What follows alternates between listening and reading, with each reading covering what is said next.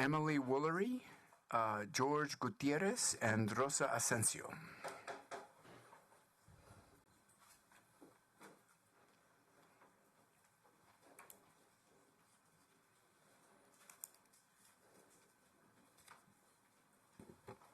Good afternoon, Emily Woolery, President of the Faculty Association. Good afternoon. I'm Rosa Asensio. I'm the president of our Chapter 262, CSEA. Good afternoon. My name is George Gutierrez. I'm the CSEA Chapter 651 president. We are here today to speak on behalf of the CSEA and Faculty Association members. We aim to provide an update of negotiations, and we hope you listen to what your employees are experiencing with the district. We are asking you, our trustees, to demand the district use better practices and settle negotiations fairly with all employee groups. The district's negotiation practices include needless delays, inflated and unrealistic estimates, and underestimation of their revenues. These practices leave the impression they have less money and cannot afford to pay us full COLA and retroactive payments. The district makes attempts to negotiate in good faith. However, it does not show good faith when all of our proposals are returned with a no. This is not bargaining in good faith. We have lost faith in the district's ability to engage in open and honest dialogue. The district disrespects and inflicts long-term harm to employees, full-time, part-time, and retirees by not paying our employees their full COLA and retro amount. You are affecting their overall total retirement calculation with CalPERS and CalSTRS. Cerritos and Chaffee, Citrus, Orange, as well as Rio Hondo and Riverside have all reached agreements to full 23-24 COLA. Your employee groups are united in their demands and their needs for at least a full 23-24 COLA retroactive to July 23. We are united in our demands for a fair negotiation process. These requests are reasonable. We will continue to work until we meet these reasonable requests at Mount SAC. How long are you going to continue to use employees' time with this process? We looked at the budget, and the budget is very healthy. All the analysis that's come back for the past 6 years has been over expenditures from Mount SAC, as well as there's been money for the past 4 years. There's been money been taken out of the general fund. We're not asking for much. We're just asking for quality. We're asking for fairness for our employees and a good working environment. And part of that working environment is the pay. We've already done the work, but we haven't received the pay. So we would like for the Board of Trustees to honor the COLA, give us our 411 and our retro, so that our people and the union, all the tables, can move forward. We need to have closure. And we've been waiting for over a year, and we don't think it's fair that we have to wait that long when we already gave the service and we haven't received what belongs to us. So if you find it in your heart and in your mind, please, we ask that you look, and we know that the budget is healthy. I mean, there's no doubt about it. We looked at the audit, we looked at the budget, all the amenities that our mothership brought to our attention. The budget is healthy. They looked at the past 6 years of the budget and the past 4 years, and they compared it, and they found that the budget's being overspent in certain areas, expenditures. So if this paper costs 10 cents and the district says it's $1, where's the 90 cents going? The people need their money to take care of their families. I mean, that's the heart. And the biggest investment are the people. Thank you very much. Your 3 minutes have expired.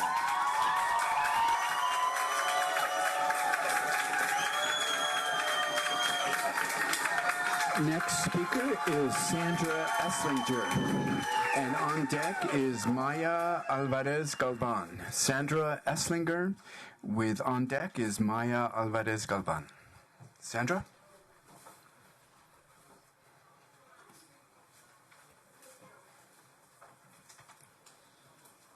Good afternoon, Dr. Garcia and trustees, and I wish Dr. Baca and Ms. Santos a quick recovery.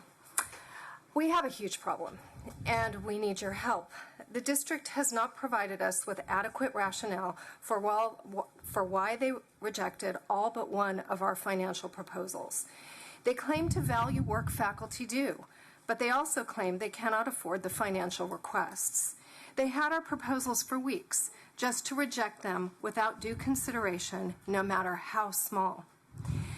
The FA strongly encourages the trustees to request copies of the current proposals so you can see for yourselves how reasonable and doable our requests are. There is no financial crisis at Mount SAC. There is a problem with priorities, which has been ongoing, affecting faculty well-being for nearly a decade.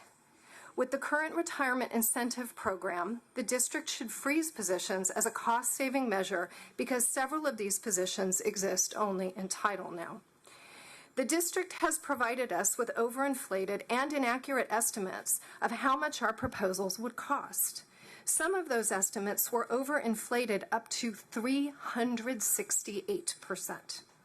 Additionally, the district has not accounted for the fact that adjunct office hours are no longer compensated at 50%, but at 90% by the CSEA. This impacts the cost of many of our proposals as it made already negotiated funds available to improve adjunct circumstances. The faculty is upset by the cavalier approach to our very serious and needed requests. The faculty earns the core revenue that benefit the campus through our vital work with students. Faculty are an essential part of the infrastructure of the educational institution and as such require district expenditures for the maintenance of campus human resources.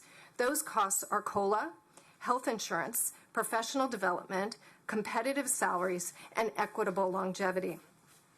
Mount SAC has projected actual ending fund balance of $63,185,663. The Board of Trustees passed a plan over 3 years to achieve an 18% fund balance and reach 21.96 in 1 year. That's great. Every year, the administration uses a potential fiscal crisis to shortchange faculty during negotiations, and every year, the ending fund balance is higher. And the reserves grow. There are more managers reclassified, added to the payroll, and buildings built while the faculty salaries and benefits languish. The district is concerned about deferrals, but this is only a payment postponement. Faculty know what this is like, as their COLA is deferred year after year. While the district earns the interest, faculty are forced to pay ridiculously high interest on our credit cards. Faculty operate on a service model with quality and professionalism as their core standards. The district looks at faculty as numbers and costs. We need your help in getting the district to prioritize its employees. The priority problem is clear when buildings get what they need automatically, while the administration sees faculty as a line item where they can save money, even Thank you the very COLA. much. Thank you. All right.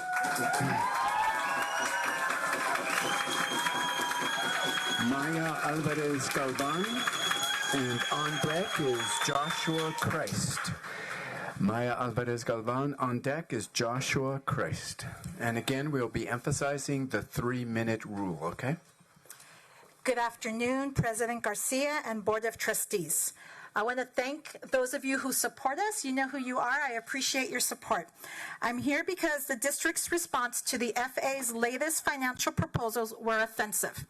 According to those in charge of the budget, the school cannot afford to accept our financial proposals, when in fact the school has money.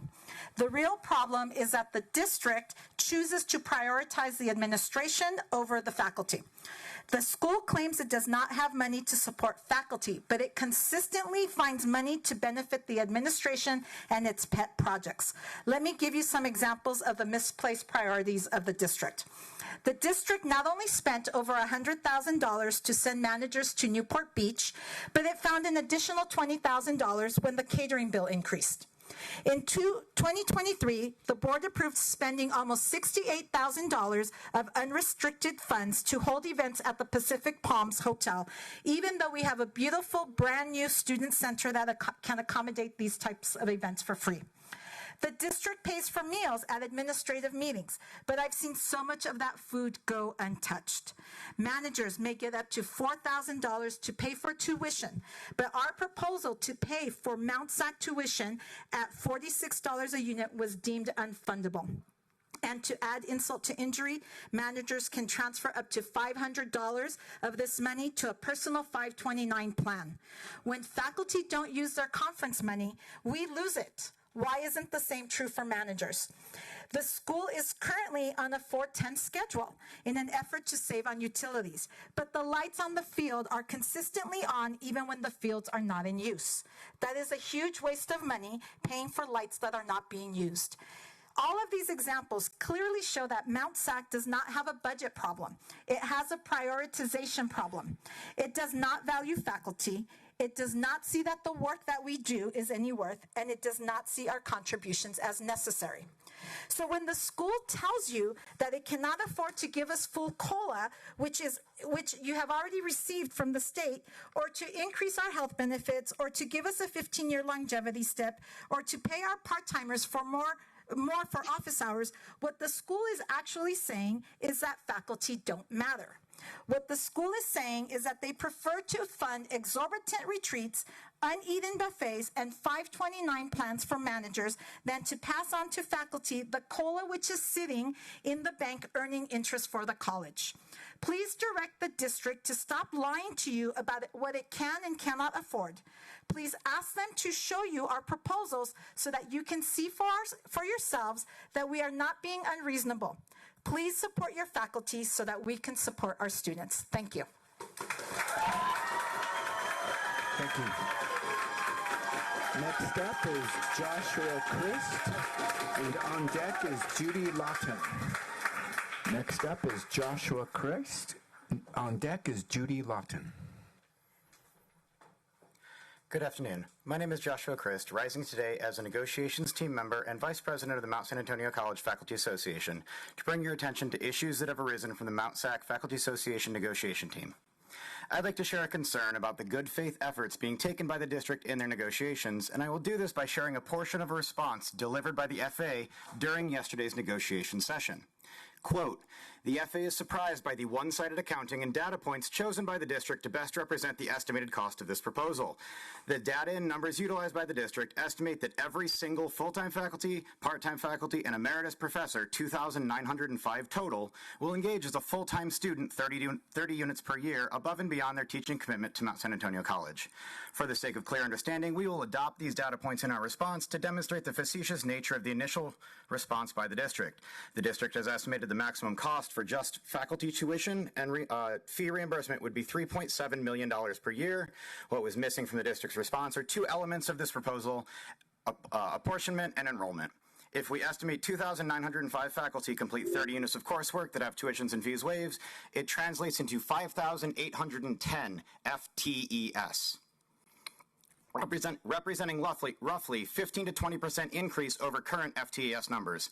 Additionally, if we estimate the revenue generated by an additional 5,810 FTES using the LAO data provided, it would generate $66 million of revenue for the college. Subtracting the estimated $3.75 million, it would leave a total net revenue of $62,250,000. This sum should be more than sufficient to cover every single proposal made by the FA during this reopener cycle. All of this is in addition to, as listed in the original proposal, the intangible benefits of having faculty and their families actively engaged with student populations in the classroom as students, along with improving the already strong pedagogical techniques that have led Mount SAC to be rated as the top community college in California. This proposal should be a home run for the district, and the data to expand and include families and spouses dependents would only increase that benefit. This should be make this even more desirable, end quote. The lack of prepared and holistic response to the FAA's initial proposal is demonstrative of a lack of professionalism and respect by the district. VP Administrative Services and their direct subordinates in fiscal services failed to properly consider all budgetary impact factors when advising the district negotiating team. The VP Instruction, Associate VP of Continuing Education, and deans from both instruction and student services, all of whom sit on the team, failed to counsel the potential enrollment increase in the district response. Not a single team member from the district spoke to the positive impact for students in their response. The FAA has to consider these individuals' lack of professionalism and respect for faculty as the primary reasoning for such an unprepared response, because the only other explanation available is that the district's negotiating team intentionally provided false information in their proposal responses, marking an egregious violation of bargaining in good faith. Thank you very much. All right, Judy Lawton, and on deck is Abby Wood. Judy Lawton, on deck is Abby Wood. Good afternoon. My name is Judy Lawton. I've been an adjunct at Mount SAC for 17 years. I teach political science. I serve as a director on the Faculty Association, and I'm also co-chair of the Adjunct Faculty Advisory Committee. Our faculty members are cornerstones of our community college, dedicating our expertise, our time, our passion to nurturing the minds of our students and shaping the future of our community. We're not just educators. We're mentors, advisors, and role models, guiding students through their academic journeys and preparing them for the challenges we will all face in the future. However, it's no secret that the cost of living increases have really hurt the middle class, and especially in our context, struggling adjunct faculty, many of whom barely maintain or have already lost their middle class status. Inflation has affected every aspect of our lives, from gas and groceries to housing and healthcare. All our faculty members work tirelessly day in and day out, and they deserve to be recognized and supported in a manner that reflects their invaluable contributions and ensures their well-being. I urge each of you to consider not only the financial implications, but also the ethical imperative of your decisions to withhold the COLA Plus and to continue to negotiate a year behind in our contract. In addition, there appears to be a pattern of refusing to pass on monies provided by the state for the benefit of faculty and students, to keep it instead to grow the district's reserves. In addition to not providing us with COLA Plus, the district continues to refuse to increase our compensation to the non-instructional rate for part-time office hours. The state has approved a 90% reimbursement for our office hours, and this increase will absolutely fund our proposal, not only for office hours, but it would cover a 15 longevity increment and an increase in PGH. Office hours are one of the few things for which adjuncts are not paid at the non-instructional rate, yet it's vital to student success. In my own experience teaching online classes for over a decade, my role as mentor and advisor takes up large chunks of my time every single day, but will never be compensated. Paying adjuncts more for 1 hour per work that actually is compensated really is the least you could do. Healthcare is another area where the state created a $200 million fund with 100% reimbursement to the district to improve part-time faculty healthcare insurance coverage. But yet again, the district has left the money on the table. Thank you, Ms. Lawton. Thank you.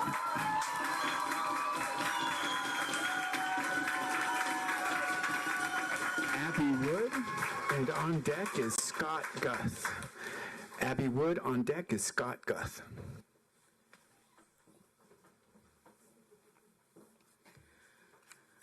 My name is Abby Wood. Since 2014, I have served as a full-time faculty member in the Business Administration Department, teaching business law and paralegal courses. I also serve as the coordinator of our American Bar Association approved paralegal program. I am here, once again, to ask for your help. To be specific, I'm asking you to direct the district to provide us with the following: full COLA for last year and this coming year, retroactive and applied across the board, not limited to our base or certain appendices, and a 15-year longevity step and an increase to faculty health insurance benefits to increase equity and bring us in line with other bargaining groups. I'm not going to lie, last month it was heartening to see yet another hefty raise for an administrator tabled. However, this college continues to have a prioritization problem. Put simply, faculty aren't a priority. In fact, our pay rate falls below the state average. When faculty ask for even small things, the resistance seems exaggerated. In recent years, we have seen continuing increases for our already bloated administrator ranks and administrator events at places like the Balboa Bay Club. Nice. As I recall, you approved many of these items on consent after little or possibly no discussion. A few years ago, we shared our concerns that Mount SAC had one manager for every 4 faculty. 1 to 4. In the past 11 years, we've seen manager ranks grow by 88% compared to 17% of faculty. 3 associate vice presidents were hired in 22-23, and last year, you approved amended job descriptions that moved associate VPs from step M23 to M27, nearly a $30,000 per year increase per administrator. The pattern seems pretty clear. Yes to more managers, yes to vice president raises, yes to new associate vice presidents, yes to construction. No to full COLA applied across the board and retroactively. No to increasing faculty health benefits. No to providing a 15-year longevity step for faculty. No to paying adjuncts to attend a second flex day. No to tuition reimbursement. No, no, no, no, and no. We need you to get to yes. In closed session, reject the excuses. Reject the overinflated projections. Reject the doom and gloom that magically resolves by each year's end. Figure it out. The college will have savings from not filling some retiree positions, and after all, we're talking about the same college that figured out how to build up its reserve to $63 million in a year, 1/3 of the time it anticipated. Retroactive COLA will cost the district $5 million for faculty and $8 million for all employees. A few years back, you approved a $6 million sign on consent. Let's get this done. We all have better ways to spend our time. Thank you.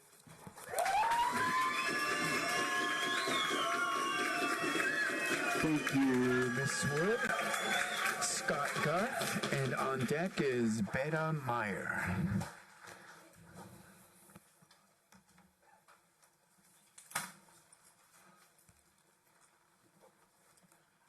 My name is Scott Guth. I was asked to come and tell a little bit about my personal story. Thanks for the opportunity to speak. I've been a full-time math professor at Mount SAC for 30 years, since 1990.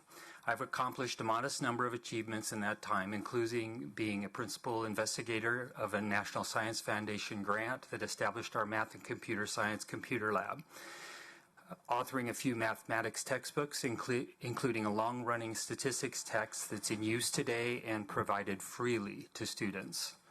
I was one of the writers of the Carnegie Foundation for the Advancement of Teaching, who developed all the course materials for the nationally acclaimed Statway program that has helped many thousands of students all over America, and it was named a member of the Carnegie National Faculty.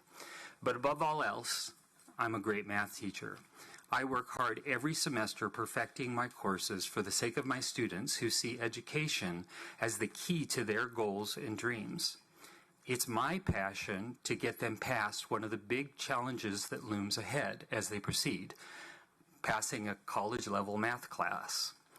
They are my people for a short time, and I do everything I can to get them through this challenge.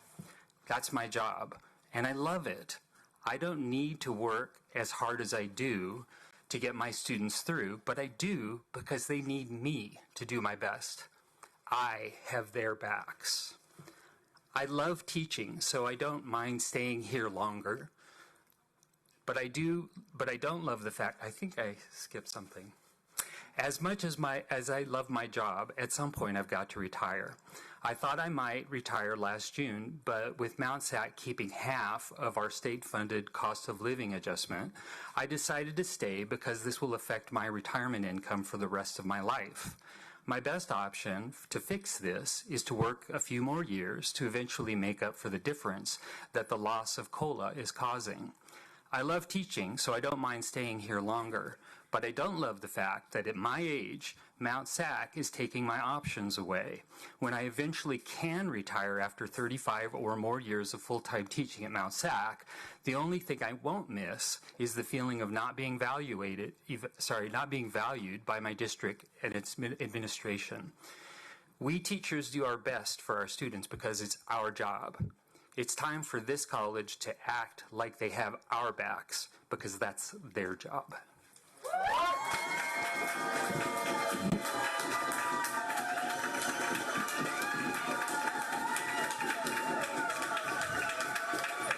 Thank you. Board colleagues, per board policy, we are limiting public comment to 20 minutes per group. Faculty Association, we have over an hour left in public comment based on the number of cards. So board, I'm asking for consensus if we can wrap up the faculty comments now and now move to CSEA. Is there any opposition to that? Are there any, how many more faculty are... Sorry, I can't hear you, Trustee Santos. How many more faculty want to speak? We have 7 faculty and we have 15 CSEA. I think it's important for us to listen. I second that. The student trustee The comments have been... My only note is that the comments are consistent and they are repetitive in nature, and we clearly get the message with the amazing turnout that we've had from faculty, and I'm just seeking additional guidance from the board. I would like to hear everybody that has something to say. It's important to listen. It's important what they have to say.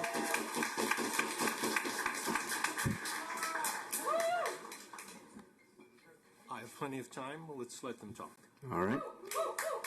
Yeah, I'm okay with that. But yeah, if there is some repetition, if it's possible to keep the comments a little bit shorter, because we still have to get into closed session. Thank you. Next up is Beta Meyer, and then on deck is Christina Hernandez.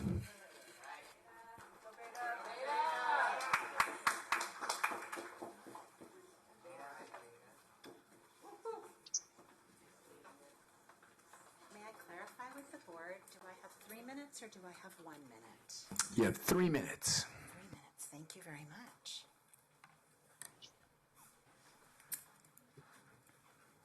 Am I on? Yes, I am.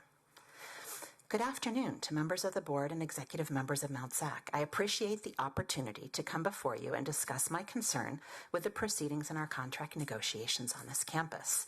My name is Beta Meyer, faculty in biological sciences. I strongly believe in Mount SAC. I've worked here over 24 years and invest in our campus and our students. I invest strongly enough to donate over $20,000 annually towards student success because I believe that what we do is transformational for students, and many of them need just a little support getting through.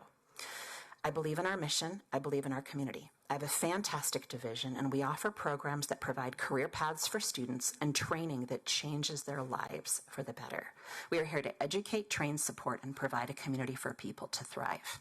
We have a #1 ranking of community colleges in California due to the many contributions from what I call the little people. The employees keeping the campus running, providing what students need from resources to education.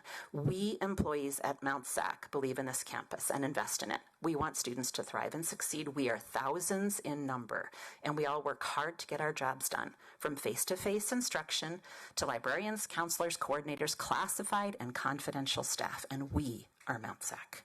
Without us, there is no Mount SAC, and students will not come. I applaud the campus its work towards equity and sustainability, and we've heard repeatedly to invest in people, prosperity and planet. We just had a summit. If this is what we believe in, then we need to invest in the prosperity and the people, and this should also be the little people. How is it that campus would rather invest in reserves than the employees? Did you lose sight of the little people? This is something large corporations do, but we should not. We're a community college. It is extremely bad for morale. I have rarely spoken to the board ever with any kind of low morale, but I have low morale now after 24 years. It's bad for employee stability, and in the end, bad for recruitment and retention of the best and brightest workers. Always keep the employees happy, because then you have a more successful business. In my area, anatomy and physiology, we have constant turnover in faculty. They leave for better paying jobs, full-time or part-time. They quit in the beginning of the semester or last semester during the semester. I am teaching this summer because nobody else can teach on cadavers because someone quit. We have lost over 6 faculty in my area in the last 3 months. We are not as easily or as quickly replaced as one might assume, so don't think we're that replaceable.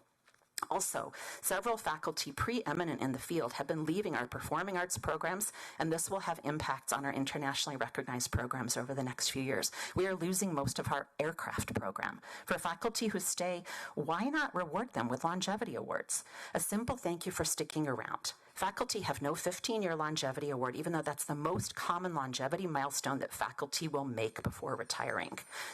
That proposal was dismissed, as was adjunct longevity. Thank you so much. Thank you so much.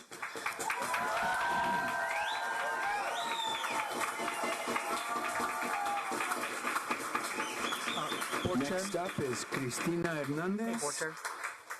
So I was wondering if, because we have heard, I don't know how many speakers from Faculty Association, not to say that we're not going to listen to the rest, but if we give CSEA a chance as well, and then listen to their speakers, and then see where we are, so that CSEA doesn't have to be the last ones to be heard. I think that is a reasonable request. Is there any opposition from the board to do that? And as chair, we will accept that. So we will hold on with you for a second, and we're going to call on CSEA, okay? Okay, next up is Christina Salamat. Christina Salamat? Oh, I'm sorry, that is faculty. Apologies. I'm sorry. John Orr. John Orr? Okay, you're listed here as faculty. You mentioned that I was next up on deck. May I say my 3 minutes and... And you're Cristina Hernandez. I'm Cristina Is that right? Hernandez, Well, yes. welcome. Let's have you continue. Thank you. Hello, my name is Cristina Hernandez. I'm professor of art history, and I was hired here at Mount SAC 27 years ago. I've been teaching for 30 years in the community college system. When I started at Mount SAC, there was no art history program, only 3 classes. So I worked to diversify the program by writing courses in pre-Columbian, African, Pacific Islander, Native American, and Asian art. During the first 5 years of my career, I worked alone, for the next 15 with 1 colleague, and recently with an additional 3 colleagues. Together, we have stewarded and developed our program to become one of the most diverse and robust art history programs in the CC system. That translates to FTES for you. In the last 6 years, our program has grown approximately 60%, 60, more than any other program in our division. This success is entirely due to the chair's expertise with scheduling and faculty excellence in teaching, both on campus and online. Why am I telling you this?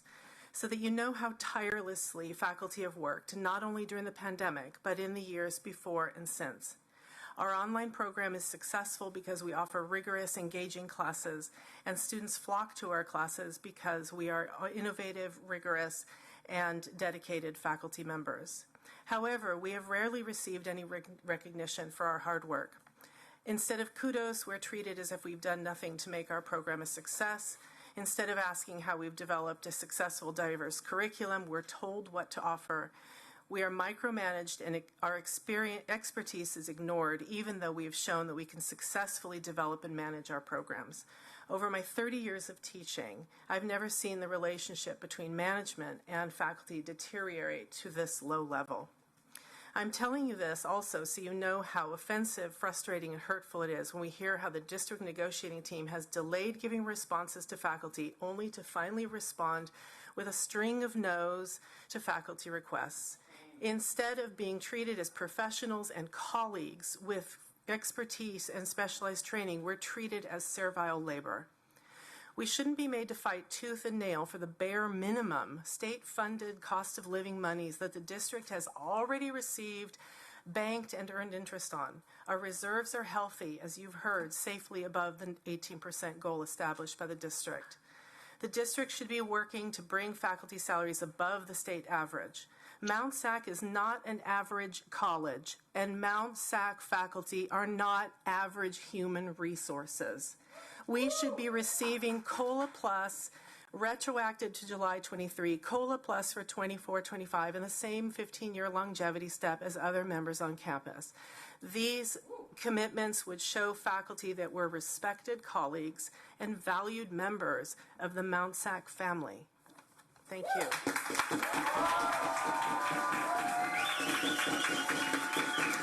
Thank you. From the office of State Senator Josh Newman, Christina Salamat.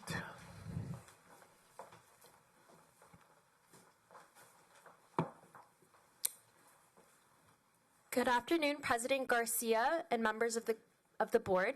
My name is Christiane Salamat, and I'm here as a district representative of Senator Josh Newman, who proudly represents the State Senate District, which includes Mount SAC and the surrounding region. Our office has been made aware of the current status of the negotiations between Mount SAC Faculty Association and the district regarding faculty compensation and the dispensation of cost of living adjustment funds. Senator Newman has asked me to speak on his behalf at this evening's board meeting and share the following. Mount San Antonio College is one of the true jewels in California's community college system, whose total enrollment tops all but a handful of universities in California, and whose quality of teaching and course offerings are second to none. I commend all the trustees for your service. It's always a challenge to try and find the delicate balance between the needs of the college's students, faculty, against the other immense fiscal challenges facing Mount SAC, along with other public institutions across our state. In my tenure as chair of the Senate Committee on Education, I've held scores of meetings with stakeholders in our higher education systems to include students, faculty, and administrators at every level. I've been continually reminded of the increasing demands being placed upon schools to expand enrollment, promote greater inclusion, and adapt to a rapidly changing workforce.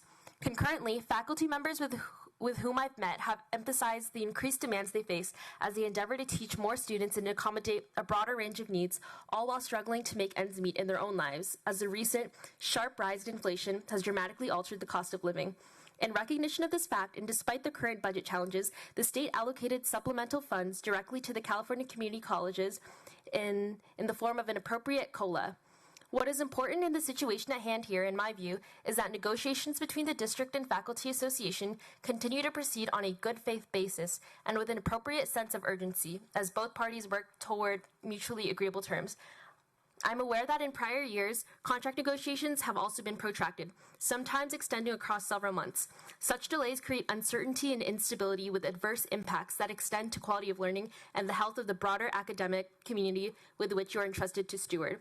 To that end, I respectfully urge the board to be mindful of the immediate and substantial financial burdens that will continue to build as long as a contract agreement is delayed, and I express my support for conveying the full allocation of state COLA funds as part of a negotiated and executed agreement for the 2024 to 2025 academic year and retroactively for the 2023 to 24 academic year. Thank you.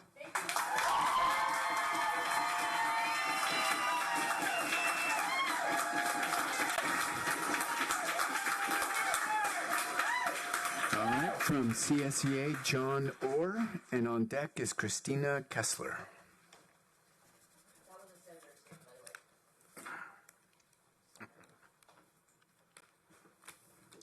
Hello, my name is John Orr. I'm a recruiter with HR and a member of CSEA 262. I'm here to talk about trust. Over the last several years, this campus has faced several difficult situations. COVID, budget restrictions, a drop in enrollment, and during these times, the employees have agreed to place their own needs aside in order to help the campus weather these storms. That was done with the understanding that when things return to a level of normalcy, the district would address those needs. And so here we are.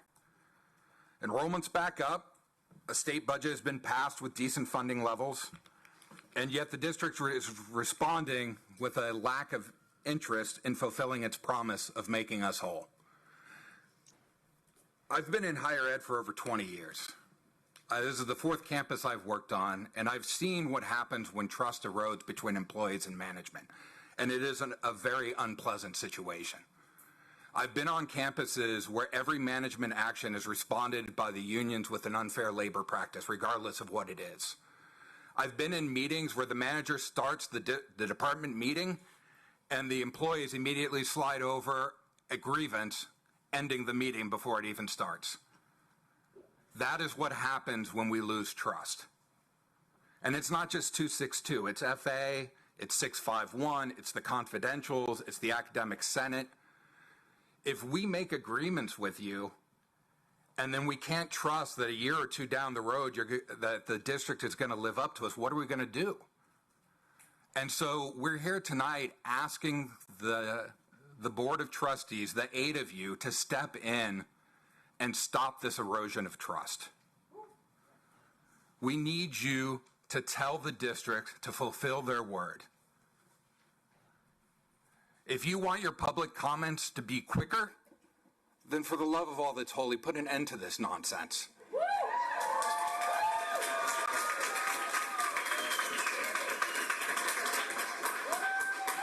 Let's not have the next 36 Board of Trustees meeting filled with 200 angry people in green and blue shirts. Thank you. Thank you, Mr. Orr. Christina Kessler. On deck is John Llewellyn. Christina Kessler, on deck, John Llewellyn. Good evening, everyone. My name is Christina Kessler. I work in facilities, and I'm here to tell you my personal story and to tell you why the approval of the retro for COLA is so important to me, my family, and so many others like me who are dedicated and work extremely hard to make Mount SAC thrive. I'm a single mother to 3 terrific and very active boys. Every day, I make sure my kids have food and the necessities they need. I manage our household. I maintain a full-time position here at Mount SAC, and on top of all that, I'm also a student. Managing all of these responsibilities can be overwhelming at times. With the rising cost of utilities, groceries, gas, and just the basics of life, the financial strain to make ends meet has become harder. Over the years, not only have I had to take out several loans, but I have also accumulated a substantial amount of credit card debt just to cover the costs for childcare and rent, both of which are extremely expensive in the state. The task of keeping my family afloat during these times definitely takes a toll, and while we do get time off, it would be nice to go on a vacation, but I simply cannot afford it. I have worked for Mount SAC for a total of 8 years, 6 years as a professional expert, which is a temporary position, and finally hired on as a classified employee 2 years ago. I mentioned how long I have worked here to further emphasize how dedicated I and we are to working here. I worked as a temporary employee without benefits or vacation time for 6 years, even through the pandemic, because I knew how lucky I was to work at such a great institution. And my story is not unique. I have many colleagues who went through the same and are just as dedicated to their jobs as I am. This is because we believe that we are making a difference in students' lives, and while I know that the retro for COLA will not solve all of my problems, it will certainly lift some of the burden of uncertainty that looms over me every day. Approving the retro for COLA is not merely a financial decision, but a compassionate one. It is about supporting those who strive tirelessly to provide for their families and ensure that everyone has the opportunity to live in security. I urge you to consider the significant positive impact this adjustment will have on families like mine and approve the retro COLA. Thank you for your time.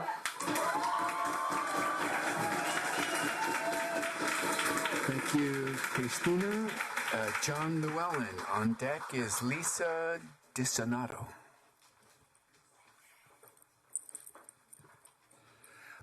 Good afternoon, everyone. I love having a mic back in front of me. I know you all. There's Yvette. Poor thing. I know you all. I sat here as Classified Senate President for nearly 10 years. I've seen a lot of things. This is the first time I've ever seen so many angry staff. I have not seen this before, but I don't think we've been treated this way before. I'm one of the college's biggest cheerleaders. You must know that. I'm a bit insane when it comes to that. I'm a huge cheerleader. I care about everything here. I love working here. I have loved working here for over 2 decades. I think helping people learn and grow is one of the best ways you can spend your life. So take that and remember that's very true for me. That's why I've spent so much time in shared governance, professional development, lifting staff spirits, and with recognition. It's important to me, and those are largely all extra hours. I'm not paid for. I don't care. I don't ask for pay. It's to elevate the college. I'm not alone. Lots of classified, many classified, and faculty give uncounted hours to help make the college a better place. Classified staff not only keep the entire college functioning by their amazing work skills and ethics, but classified improve and elevate the campus with all the volunteer hours and activities they organize and participate in. I've never worked with people, so many people, that have such ethics and dedication. Everyone knows that happiness and well-being of staff is vital to the success of the college, more importantly, and students. We are here for the students, and we want to remain. We want to continue to give it our all. But the paltry COLA offerings from the district seem to indicate classified are not valued. And seriously, the thought of this really, really hurts. Classified have sacrificed much over the past several years for Mount SAC, and for the most part in a cheerful team effort attitude. How much more blood is the district planning to extract from classified? The district must stop blaming state funding as an excuse for not paying classified the COLA they're rightfully owed. I believe the real problem is a district budgeting and prioritization problem. And now the district wants to go for another bond. How do you think low classified morale will help this effort play out? Mount SAC is rated #1 in the state. However, the college gets a failing grade for how they pay their staff. Classified must push on, trying to feed their families, pay mortgages, provide health care, and much more. We know firsthand how high the costs of living have gone up. And yet, the district throws their financial suffering at our feet. This Thank you so much, insulting. Mr. Llewellyn.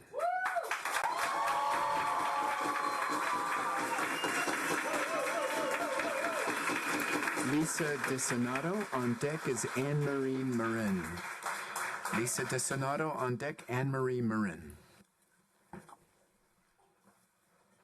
Hi, this is Lisa DiDonato. I work in the research department. Recently, I found an article by Dr. Tommy Mitchell entitled, "Why Actions Speak Louder Than Words in Understanding Intentions, Character, and Reliability." In this article, she eloquently addresses the nuances and implications of actions over words. It is insightful, and I wish I could just read you the whole thing, but instead I'll read you some small segments. Dr. Mitchell writes, "Words are a vital tool for communication, but actions are where intentions manifest. People often use words to present themselves in a favorable light or to manipulate situations. However, the authenticity of one's character is unveiled through their actions. If someone claims to value honesty and integrity, but their actions consistently demonstrate deceit, their words lose credibility." She goes on to say, "Consistency between words and actions cultivate trust. When a person's actions consistently mirror their words, it becomes easier for others to trust and rely on them. This consistency establishes a pattern of behavior that reflects the person's true values and principles, forming the foundation for lasting relationships. Until very recently, I and others have trusted that the district's words were aligned with their actions. In my 17 years at Mount SAC, I felt a team spirit where every employee was valued and considered a champion of helping students, also known as people, thrive. However, for me and others, the trust of classified employees in this 'we are all family' or a team has taken a hit. Instead of being part of a bigger team, a new us versus them has developed, as seen in the results of a recent membership survey, which you have received.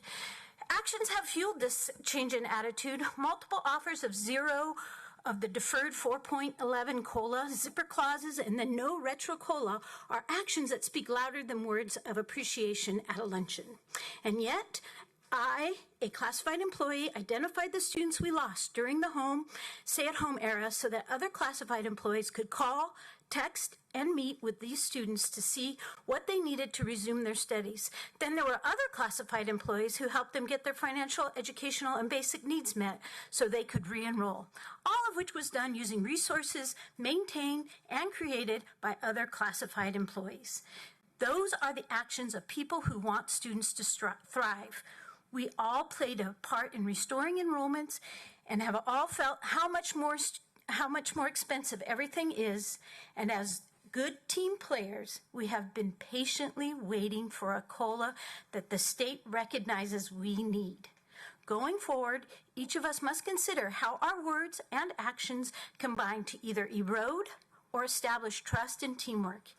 Each of us has a role to play, and each is valuable. Let us not forget that supporting one another means making sure we have what we need to do our work. Thank you. Thank you.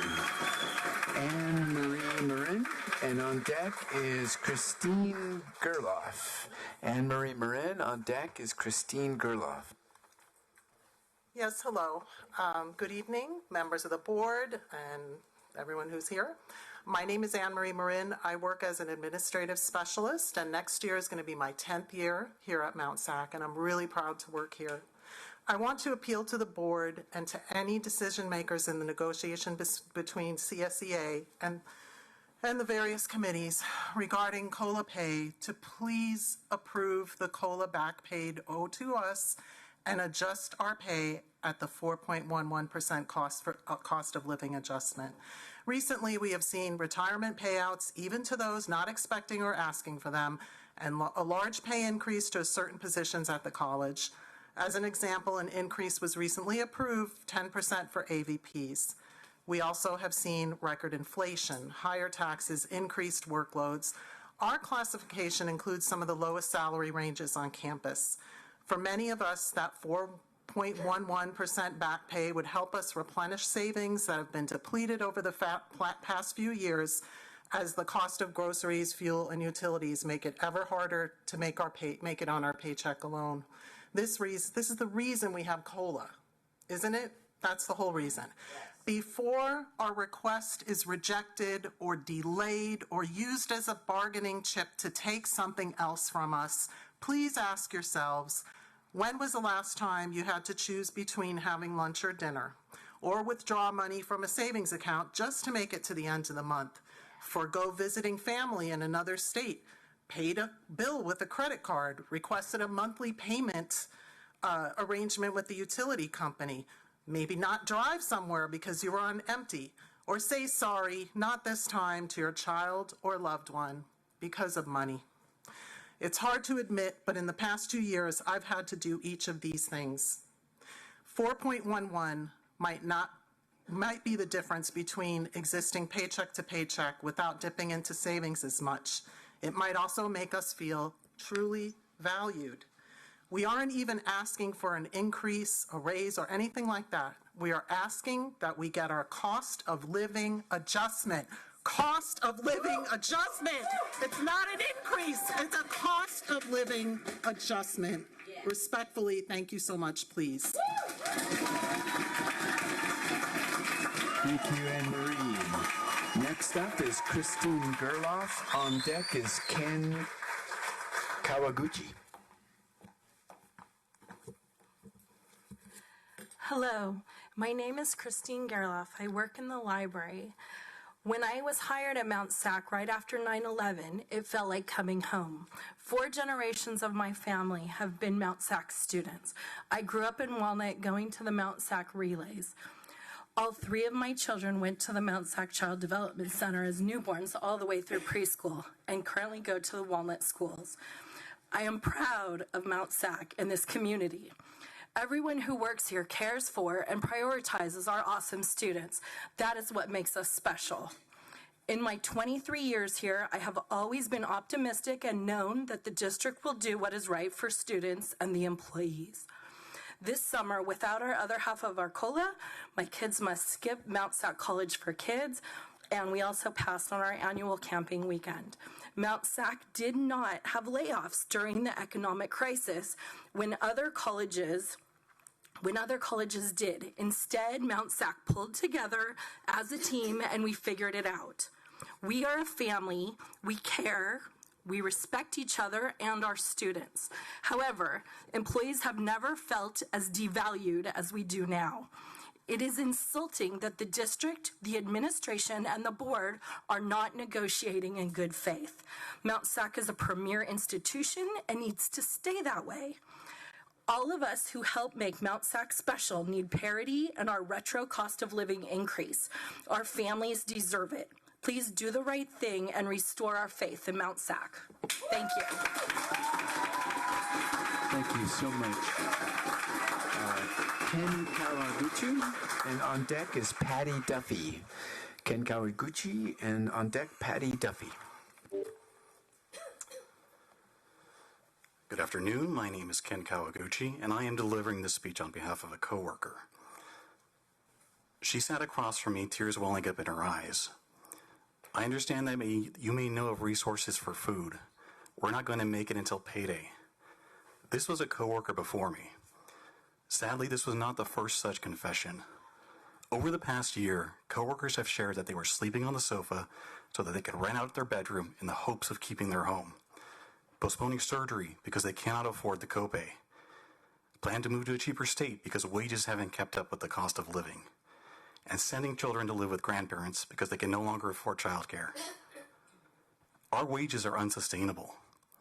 Everyday living expenses continue to increase while our wages do not.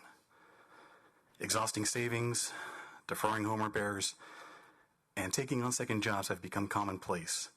This should not be happening. COLA is a long-established moral and economic principle. The state approved an 8.22% COLA increase for 2023-2024. The 4.11% paid thus far is a mere Band-Aid. The district wants us to overlook this and forget about the past 12 months so they can save for their possible rainy days in the future. The storm is now. The district has funds to retroactively pay CSEA 262 members for their past 12 months of work. Honor their COLA. Thank you. Thank you so much, Ken. Patty Duffy. On deck is Evelyn Oceda. Evelyn Oceda, on deck, Patty Duffy. On the other way around. Good evening, board. Good evening, Dr. Garcia. My name is Patty Duffy. I am a business analyst in the IT department, and I am a proud member of CSEA. For the record, I'm also a proud member of the Mount SAC community. I went to school here. I was an actual cheerleader here.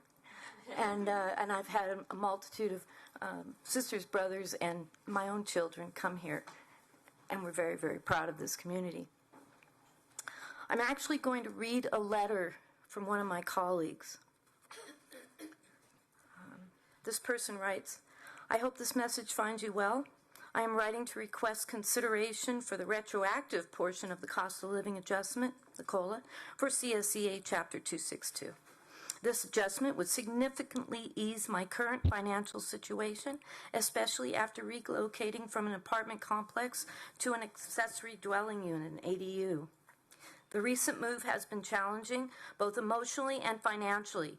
The expenses associated with moving, renting a U-Haul, living out of boxes until I have settled in, washing at laundromats, not having access to full kitchen appliances to prepare home-cooked meals, and investing in an AC unit to tolerate the heat during summer, coupled with the increased cost of living, have made it difficult to manage my monthly bills. Inflation has caused a noticeable rise in everyday expenses, from groceries to transportation costs, making it increasingly challenging to cover all expenses.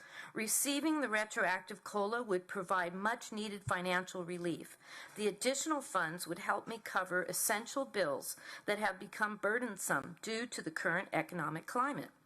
This adjustment is not just about maintaining my financial stability, it is also about ensuring I can continue to focus on my responsibilities without the added stress of financial insecurity. Thank you for considering my request. I appreciate your understanding and support during this time. And I would just like to add that as a proud member of this community, I'm very sad to read something like this about my fellow employees.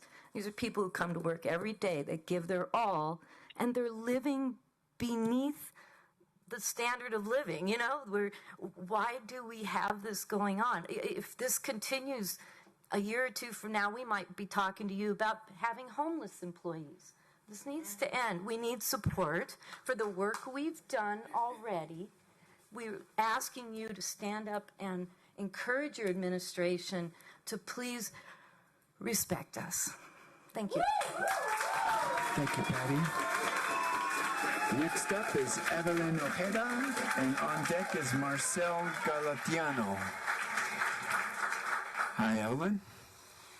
Good evening, President Garcia and members of the board. I am actually reading in place of Evelyn. My name is Melissa Andrewen. I work for Facilities Planning and Management, and I am honored to deliver this speech on behalf of a coworker. As a longtime employee and voting community member, I am disappointed in the district. We have been promised a library, voters have been promised a library, and it has been put on the back burner several times. I know many community families that vote for our bonds knowing that they are supporting me, a happy Mount SAC employee, and the future of the people in the community. Students are picketing with us and do not understand why the new bookstore is being turned into another student services center. The students and the community are proud of Mount SAC and need a new bookstore to buy their Mount SAC gear in. The community would not understand why Mount SAC was paying their greatest asset, the employees, their much-deserved COLA, which has already been given to them by the state of California. In the meantime, Mount SAC is choosing to increase our bureaucracy and hiring expensive managers while giving others increases. Faculty and classified proved their value by being flexible during the pandemic and remaining student-focused. Sacrifices and agreements have been made in good faith, and the district is not holding up to their end of the bargain. The district needs to rise to the expectations of the employees and community to do what is right, fully fund our COLA retroactively like it was agreed upon, and work together, moving forward with mutual respect and parity for all Mount SAC employees. Thank you. Thank you. Next up is Marcel Galatiano. On deck is Colleen Nelson. Esteemed President Dr. Garcia, esteemed members of the Trustee Board. Recently, Join.com declared Mount San Antonio College #1 community college in California for 2024. This is the result of the hard work of Mount SAC's faculty and staff. A college is only as good as the people who run its day-to-day operations. My concern is that recent actions by our administration is undermining our ability to maintain that high standard. Decisions have been made to not maintain a competitive salary with other colleges. Moreover, we have encouraged personnel to leave and yet not made effort to fill necessary positions. We are told that this is because of concerns about the budget. Yet, as we talked about at the June Trustees meeting, we cannot find evidence of a budget problem.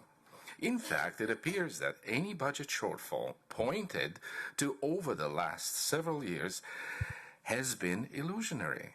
Over-budgeted expenses and under-budgeted revenues gives the illusion of a tight budget. But that illusion does not stand up to close scrutiny. Fiscal year 23-24 alone has been estimated to have an $8 million surplus. So my question to you is, why are we doing this?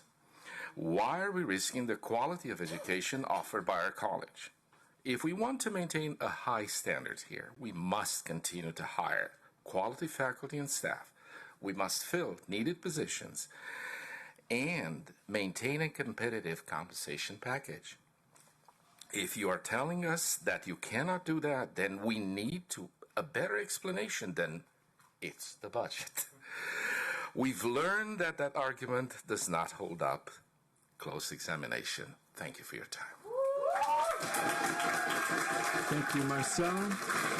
Colleen Nelson, and on deck is Gloria Munguia. Good evening, everybody. My name is Colleen Nelson. I'm an Administrative Specialist 4 in the Natural Sciences Division. It's nice to see you all. And I'm going to be delivering this speech on behalf of a coworker. We're having trouble hiring and keeping good employees. The applicant pools are smaller than they have been in the last 25 years. Applicants are not even showing up for the interviews. Newer employees are not staying like they used to. Our pay is not as competitive as it once was. It is not okay to hire friends. We need the best person for the job. This breaking of good faith agreements and devaluing of employees is not good. Mount SAC needs to show our new employees how lucky they are to be here. This was the kind of place people love to work at. They stay for 20 to 30 years. That should not change. The mantra should not be doing more with less. It should always be doing and hiring the best. The district should do what is right and always honor the previous agreements with all the unions. All the unions sacrifice and strive for Mount SAC to be the best and support our students. To treat us otherwise is just insulting. Thank you for listening. Thank you, Colleen. Gloria Munguia. And on deck is Brandon Gillette.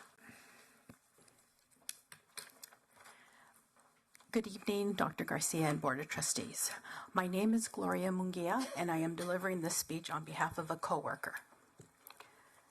There is an African proverb that states, if you want to go fast, go alone. If you want to go far, go together.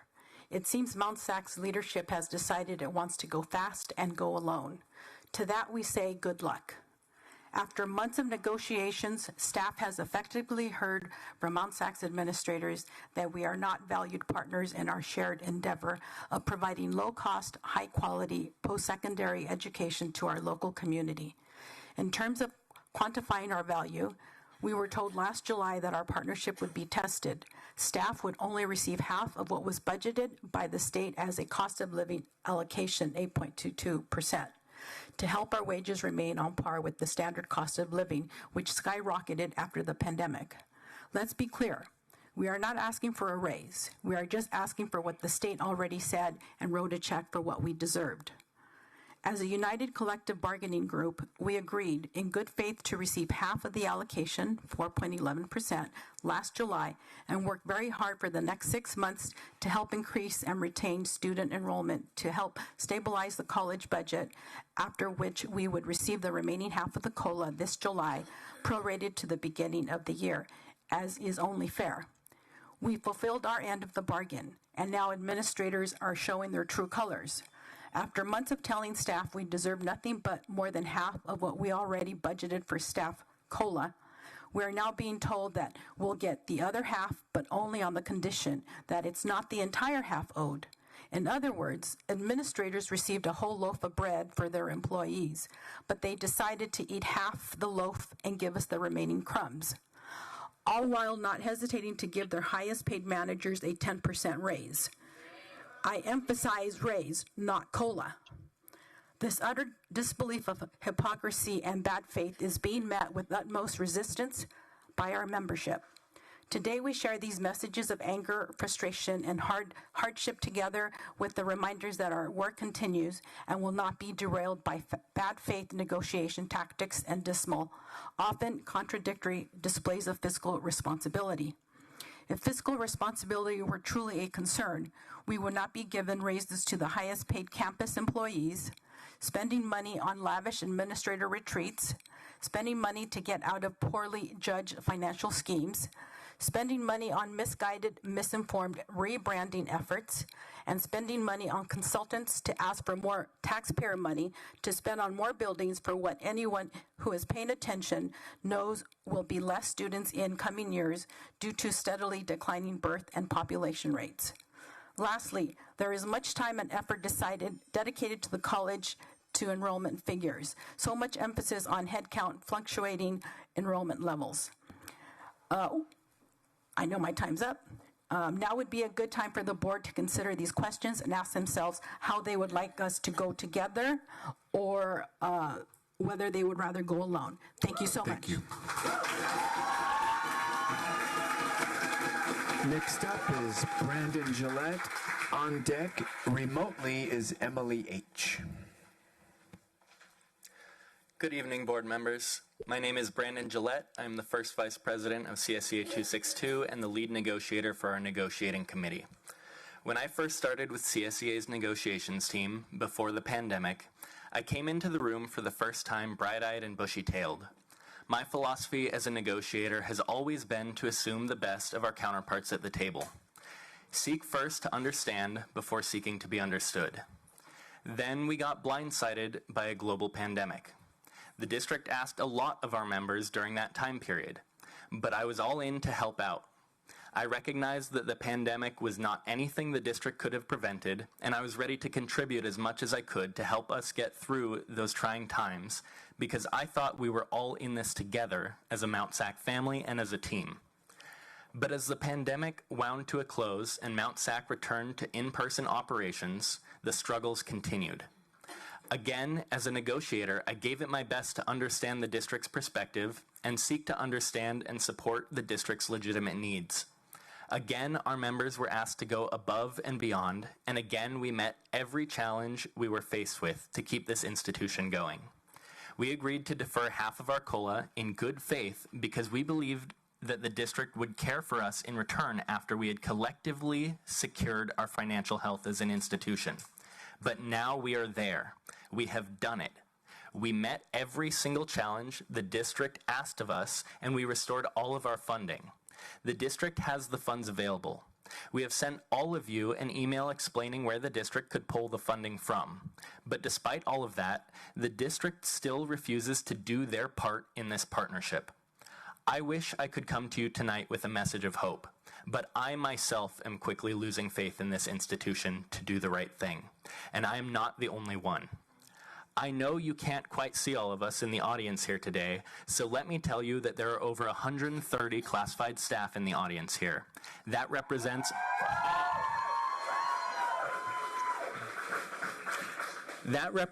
over 20% of our entire unit. We are joined as well by faculty and 651 members, as well as students and community members. And there are many, many more that feel the exact same way we do, but could not make it here tonight to the board meeting. We need to put an end to this unfair treatment, and we need to put an end to it here tonight. The morale of our staff will continue to spiral unless and until these issues are resolved. And I fear that if we do not come to a solution immediately, the consequences of this treatment from the administration will haunt this college for years to come, doing far more damage than the hypothetical financial issues we supposedly face ever could. Thank you, Brandon. We have a remote public comment from Emily H. We will wait for her to move from the waiting room into Emily H. If you are ready, we are ready for you. Thank you. Can you hear me? Yes, we can hear you, Emily. You have 3 minutes, and I will notify you when the 3 minutes are up. Thank you so much. Good evening. My name is Emily Harrelson, and I am the Interim Executive Director of the Faculty Association of the California Community Colleges, a statewide organization that advocates for our community college faculty and students. I'm speaking on agenda item 3.02, negotiations with Mount SAC Faculty Association and the remaining 4.11% of the 2023-2024 COLA. I urge the board to act with equity and in fairness for faculty and staff by honoring this remaining COLA raise before hiring new managers and maintaining the district's already healthy reserves. The Chancellor's Office issued advice of maintaining 2 months of operating costs and reserves, which total about 16.7%. Per your board policy 6250, it states reserves must be maintained at 18.5%, but the current district reserves are still 3.46 percentage points higher. The argument about the student-centered funding formula as being unpredictable as reason to preserve the district's reserves at a higher amount than the adopted board policy is tenuous at best. Every district in the system is facing the same reality, and not all districts are rushing to maintain or increase their reserves. I encourage the board members to, 1, align their board policy with the Chancellor's recommendation of 16.7%, and 2, work with their legislators in revising the student-centered funding formula instead of refusing to pass the COLA onto their hardworking faculty and staff. As an organization that values quality education, supporting our educators should be a top priority of the board. Supporting our educators is crucial for our student success and the community's overall well-being. The state-funded COLA is intended to help college employees keep up with the rising cost of living, not to bolster the district's current substantial reserves or to prioritize the hiring of new managers when the district is sufficiently managed. Please do the right thing by, 1, allocating the full state-funded COLA to your employees.